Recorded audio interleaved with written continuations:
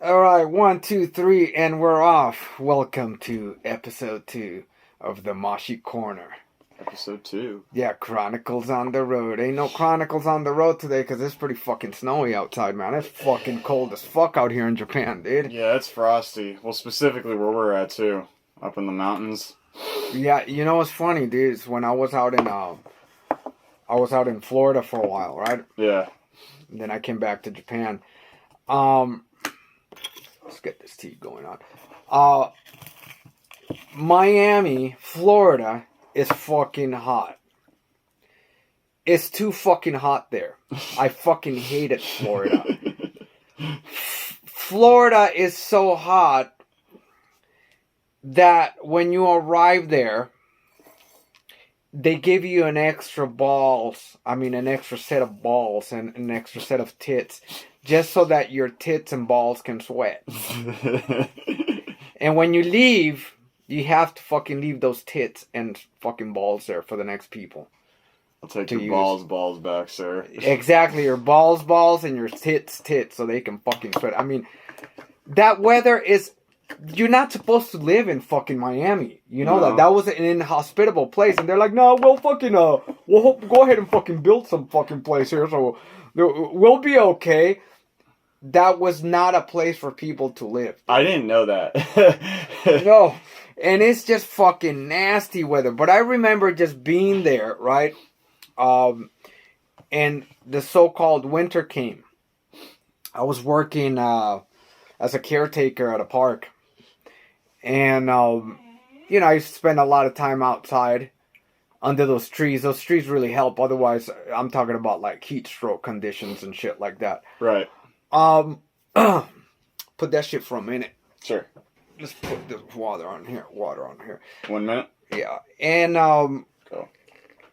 There's an invasion of fucking iguanas there. Somebody let their fucking pets out one day, and so they just became an invasive species. And as you know, like, iguanas being reptiles, they can't handle the cold very well.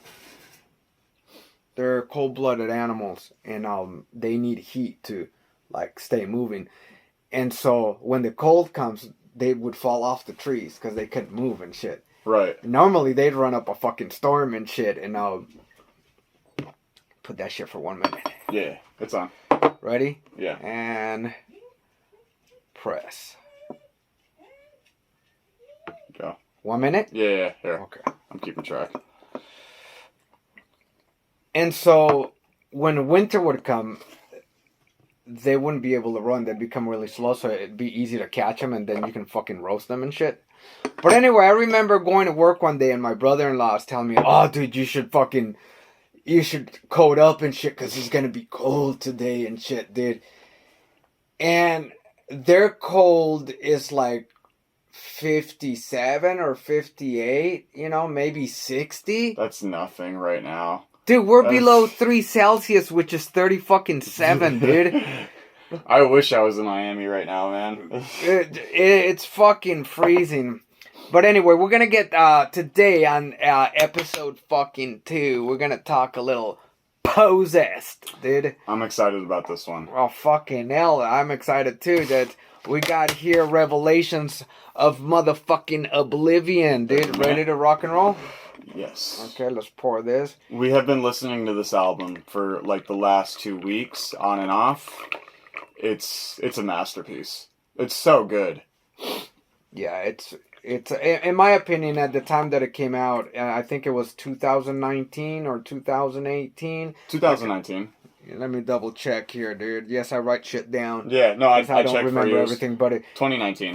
2019, in my opinion, I think it's the best fucking metal release of that year in a while. Yeah, hands down. It's a fucking amazing album. And so I'm gonna take you back to a little journey or a little story how I discovered this band back in the 80s. First, let's check this tea. This tea is definitely gonna bring the warmth, bring the shit. But before we started, we're gonna start off the album. Now, the album has like this. One of my gripes with fucking albums and shit, like metal albums, is the cliche introductions and shit. Yeah. Like they have to have these long, dun, dun, dun, dun, dun, dun, and you know, you're gonna watch a play. Like it's like if it comes out like once in a while, but it seems like recently more and more like bands are fucking doing that shit. So if I had only like one gripe with it, with the album, is the cliche introductions, but it's not bad. It's not a boring one or anything. But sometimes I just kind of wish like the bands just started fucking throwing down from the get-go. Just throw down, dude. Yeah, because the first song comes in swinging, and so if the album was like that, where it blasts off the minute it starts, I'd be very happy with that. But it's not to say that it ruins the album at all. It doesn't. So, well, we're fucking saying that. Let's play it. And there's the introduction. We're just gonna skip the fucking introduction. And there we go. Fucking hell. Here we go. Champai. Itakimasu.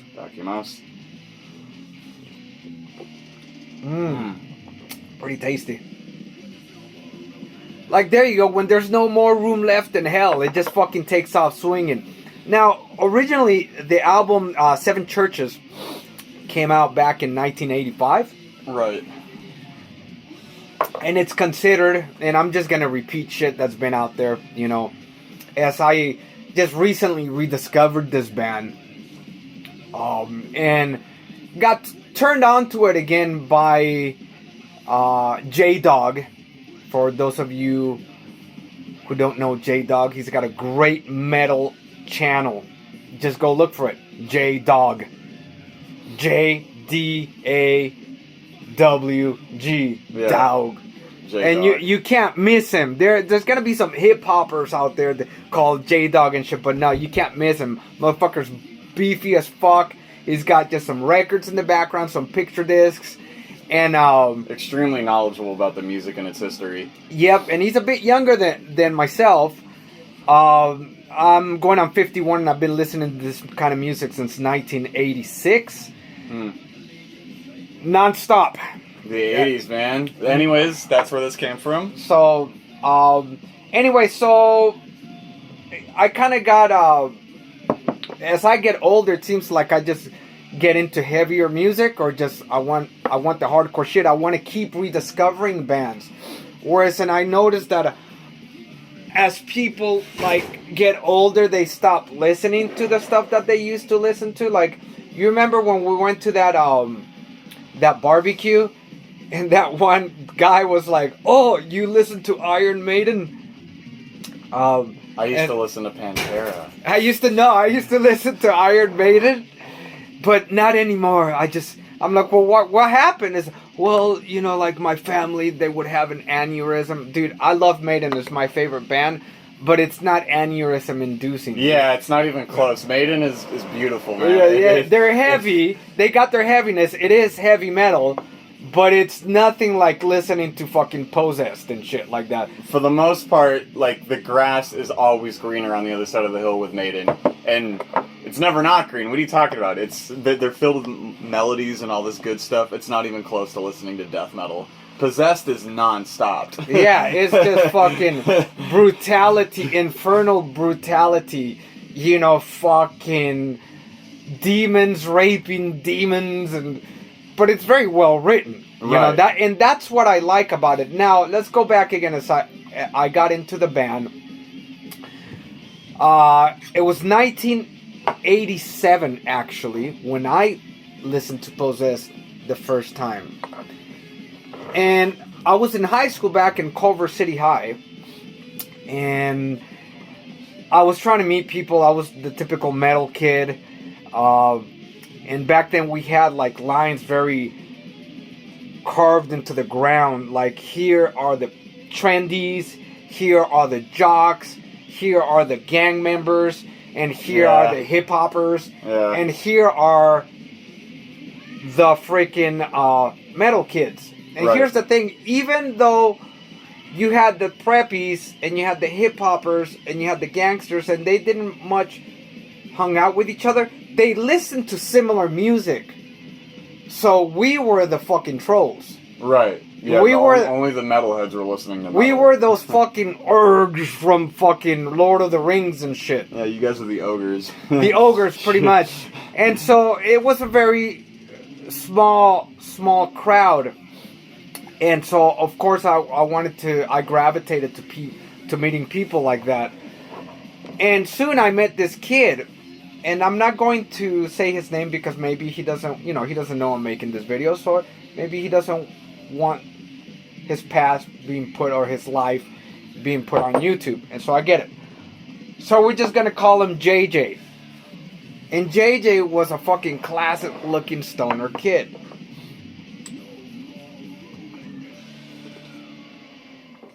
That's good. It's pretty good, yeah. Very shaggy hair, kind of oily. Yeah. Wearing a metal shirt and red flannel. 80 shit. Fucking thrashed up jeans, dude. Mm-hmm. Like back then we didn't buy toe up jeans. We toe up the jeans. Yeah. You know, now people pay all this fucking crazy cash for you got some kid in Thailand making a special little hole and then rubbing it, just making it look toe up, and it just looks lame, dude. It looks lame as fuck. Back in the days, we wore the fuck out of those jeans, and it got really thin, and then eventually they started fraying and shit. So he had jeans like that, fucking holes in the ass and shit like that. The Vans got to the point where the front would open up like your shoes were hungry. Oh god, that looks horrible. You know what I mean? Yeah. And then we just put duct tape. He put duct tape on those motherfucking shoes, right? And I was like, I want to meet this kid. I want to hang out with him. And luckily for me, he was quite friendly, and we became pretty close friends. I was living with my aunt at the time, having, problems with my parents and whatnot. And I wanted somebody else to listen to music with because, my auntie fucking hated it. All my family just thought it was Satan shit, Right. And so I'd hang out with him, and he'd take me back to his pad, and it was like a pad I'd never seen before, dude. I guess white parents, raise their kids a little different. I'm not bringing a race card into it or some shit. It's just an observation and shit, dude.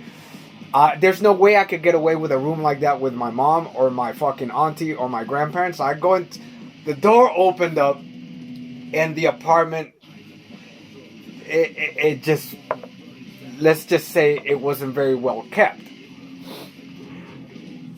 The mom, he lived with his mom, and his mom was the sweetest lady. She took the disenfranchised kids, the disenfranchised metal kids, and just became like a surrogate mother to them. And she'd just be sitting there, drinking her beer, welcoming her kid into the house. Hey, Mom, what's going on? He'd give her a hug. She'd give him a hug. And, he'd go over and crack a fucking beer. Yeah, you want a beer at the time. I wasn't drinking beer. And there was a TV there. And underneath that TV, there were all these albums, LPs and shit, and cassettes. Yeah. All array and shit like that. And she'd be listening. This mom, she was like maybe in her mid-50s. Yeah. And she was like heavily into like old Metallica. So she was listening, she used to watch this fucking video called Cliff 'Em All, which was a video of them playing like the old gigs back during the Kill 'Em All and Ride the Lightning. And she loved Cliff Burton when he was doing his fucking solo and shit. Okay. So I was tripping on that. I was like, wow, this mom is fucking awesome and shit, And, then we'd go to, JJ's room, and JJ's room just had the window open where you could just climb out onto the fucking alleyway and shit, and that's how his friends would come in. They would either come in through the front or through the fucking window, and he had graffiti on his fucking walls, and it was just like a room like Satan just went in and fucking farted in it and just blew the sheets into the air and shit like that. But I loved it, and I loved hanging out with him. And so, at the time I was just listening to like bands like Maiden, pretty much just Maiden and maybe a little bit of Megadeth, like Peace Cells. I didn't know many bands. And he was like, hey, dude, he fucking put on this record, and it was Slayer, Hell Awaits. Okay. And I remember just being freaked out by it. Sanyas, Sanyas, which played backwards, man. Join us. Join us. And while that was playing on, and I was getting introduced to Slayer, he let me check out his collection, and he pulled out this fucking record, and it was Possessed, Seven Churches. And he showed it to me, and just the word possessed, dude. I mean, I'd already watched The Exorcist, so I was kind of scared of this shit. You turn it on in the background. I come from a heavy Catholic religion. Yeah. And you got these guys, they took it up a notch above Slayer. And you got this fucking guys with fucking upside down crosses. They really fucking took it to that level. And to be honest, when I first listened to it, I didn't really get into it too much. No, you were telling me it wasn't your thing at first. The music, it wasn't so much the satanic shit. I gravitated more to Slayer. To me, Slayer seemed a little bit more organized and shit. Right. I just didn't have the ear for it yet. And I didn't really get into Possessed, again, to be honest with you, until like recently, again, through the dog. And I thought I'd pick up this album. And I tell you, I missed out all these years. And as I get older now, I'm just rediscovering this shit. So, we're going to tell you a little bit about the story of Jeff. I'm going to let my son take over and fucking tell you a little bit about Jeff. But anyway, go ahead. No, I want to talk about, this cats are crazy.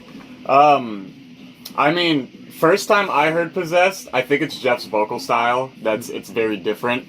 Probably, for me, it turned me off at first, but hearing this shit, we've been listening to this, like I said, for like the last 2 weeks.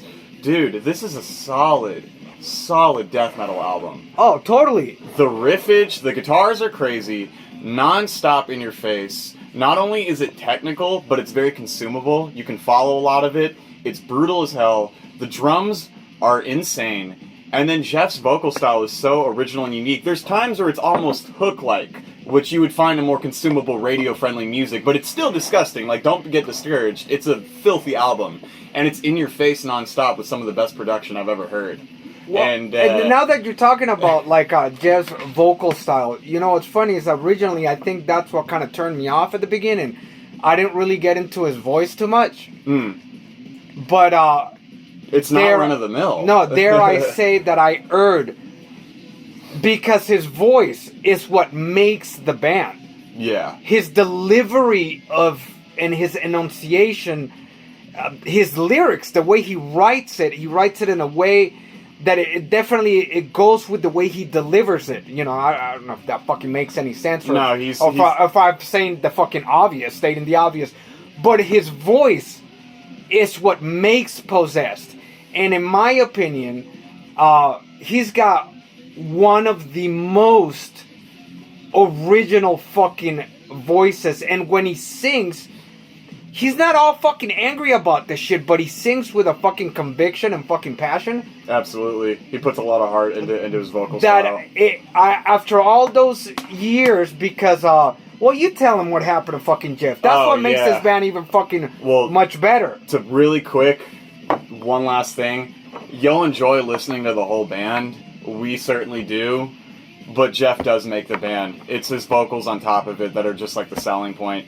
I've never heard anything quite like him. Because they're not like the typical death growl whatsoever. He's just doing his own thing. And it's nasty nonstop. What happened to Jeff? Dude, you told me about it. I mean, if you were to go in and just listen to this project without really knowing anything about the members, you'll enjoy it. But then when you find out that Jeff has been handicapped for most of his life due to a tragic accident, a robbery, and trying to stand up to a couple of robbers, and he ended up getting shot. It's a very long story, but that's long story short. Well, I mean, dude, it's like this, dude.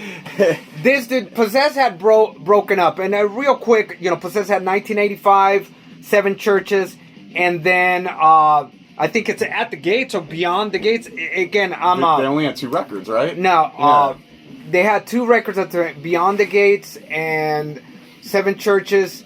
Beyond 7 Churches in 1985, and let me get the years. I write stuff like this down because I know so many bands I forget the fucking years and shit like that. And Beyond the Gates, 1986, right back to each other, back in the days, especially when bands were pretty young. Back in the days, they used to just release an album. Made them was the same thing. Go in, record, tour, come back, record, tour, and that's how it was. You know, right now you gotta wait like 5-6 fucking years for a fucking album. For an album, and they fucking always tease you with like a little fucking, you know, like. I was like, born too late, man. a fucking single and shit. Like rinse it for like 5 years. Like just fucking drop the shit, dude. Cheers. So anyway, so they release a couple of them in the 80s and then they break up and Jeff goes on his way. Well, they all went on their way. They released an EP. Oh, dude, you gotta listen to this shit, dude. Check this. Yeah, this is my favorite song in the whole album.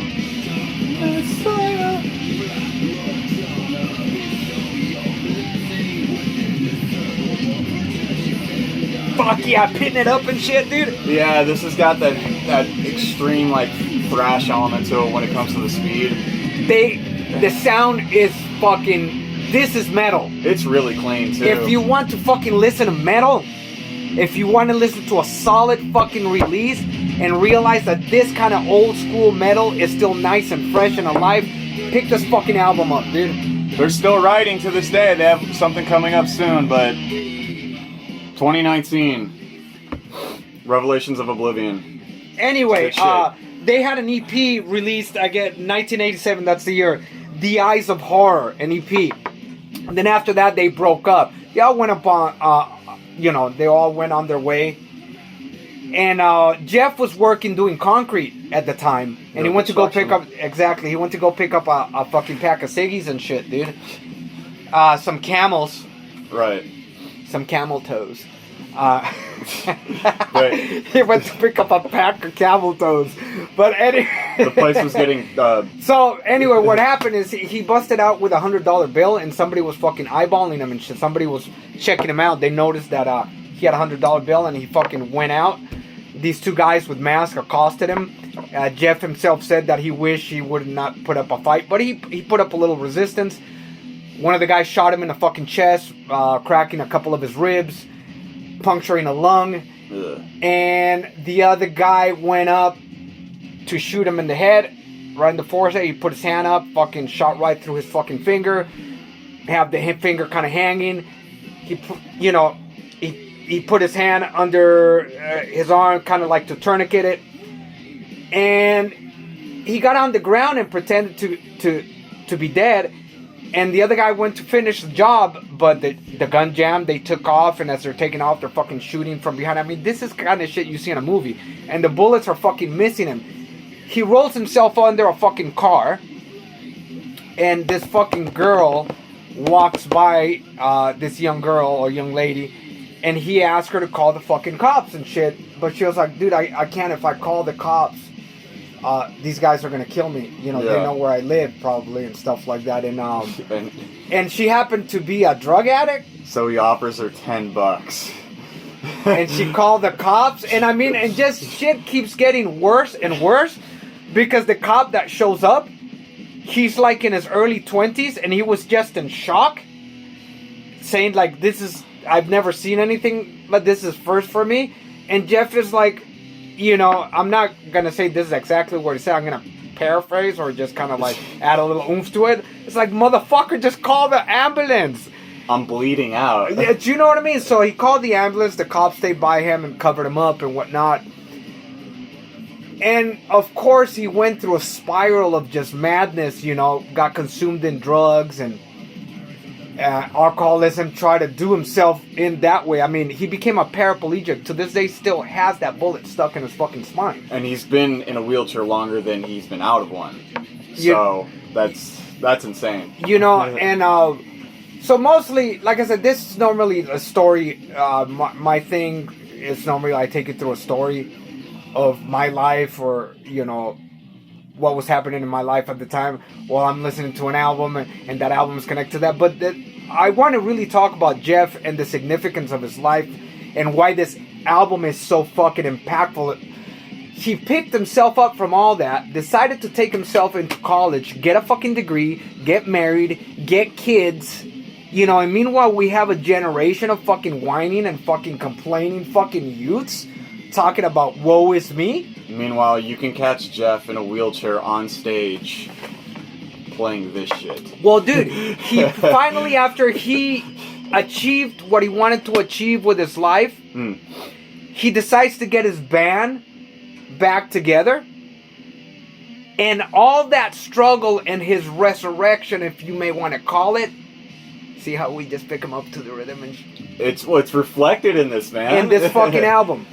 And they end up writing one of the craziest metal albums that I've heard in like the last decade. I mean, it's so one thing you said as well. You hear it, and it's so reminiscent of their original sound, but with modern production, and it's filled with flavor. The next track, you're like, that was crazy. Next one. Next one. Well, see, he could have really taken the easy road and decided to, because a lot of people will disagree and say that this is not death metal, this is thrash metal. But when it was coming out, he was one of the only ones next to freaking Kronos from Venom to have that fucking guttural voice. Some might fucking, also throw in Celtic Frost. But I think more like fucking Venom and Possessed. His voice really, the aggression level and the darkness and the speed that Possessed brought. And, on the first album, the last song happened to be called Death Metal. Just like Venom coined the term black metal, and from there on came that genre. Jeff used to be really good friends with Chuck from Death. And they used to hang out. And so Possessed is credited to be like the grandfathers of death metal. Right. Some people might disagree and say it's more of Chuck with Scream Bloody Gore.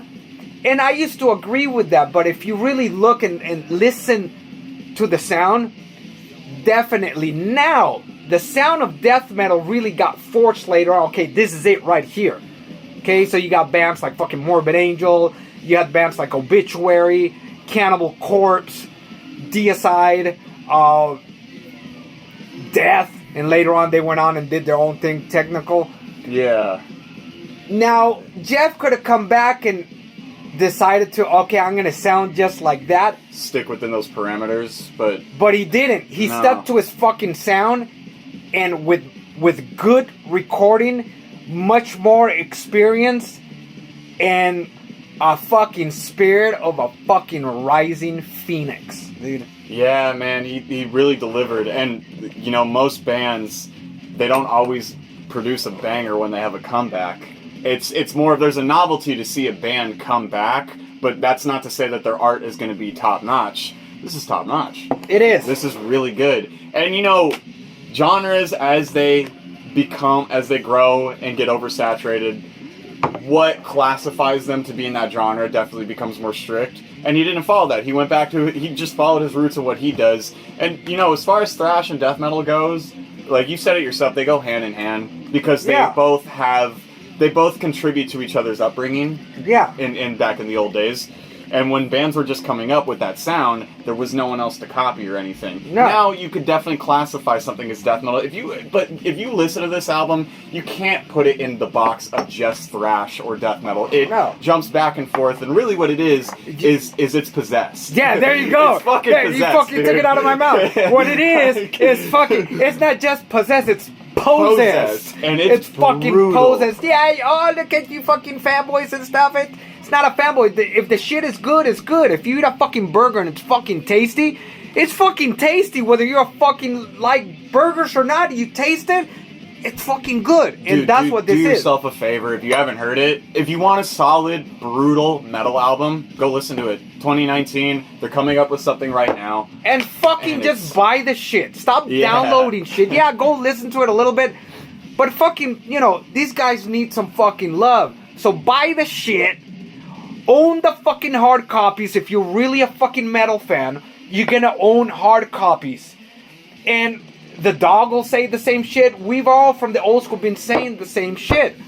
Yeah, it's good to have this fucking media and whatnot, but buy this shit. You want these guys to be around and keep fucking playing? You want your scene to keep going?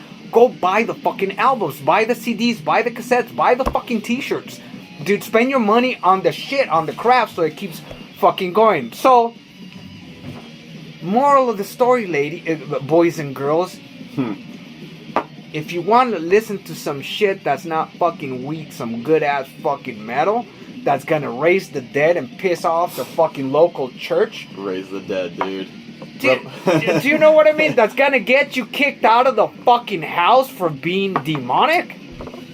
Pick up some fucking possess, dude. Revelations of Oblivion. Go check it out. We love it. We're gonna keep loving it. Fuck yeah. Jeff, yeah. This one's for you, bro. Fuck okay? Yeah.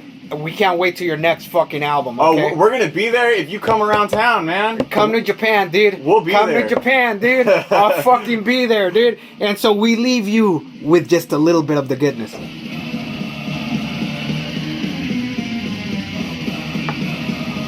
Fuck yeah. Don't forget to rock, motherfuckers. We got really excited about talking about Jeff's story. And in no way did we mean to overshadow the greatness of the musicians, because all of these musicians are just on sync. They are just as much possessed as Jeff is. But Jeff is the head. And those arms and legs, they're moving. They're moving, and they're moving all together and moving the head too. So please don't take it twisted there. I love all these members really brought Jeff's music to heights beyond heaven and hell. That's it. That's all I want to say about that.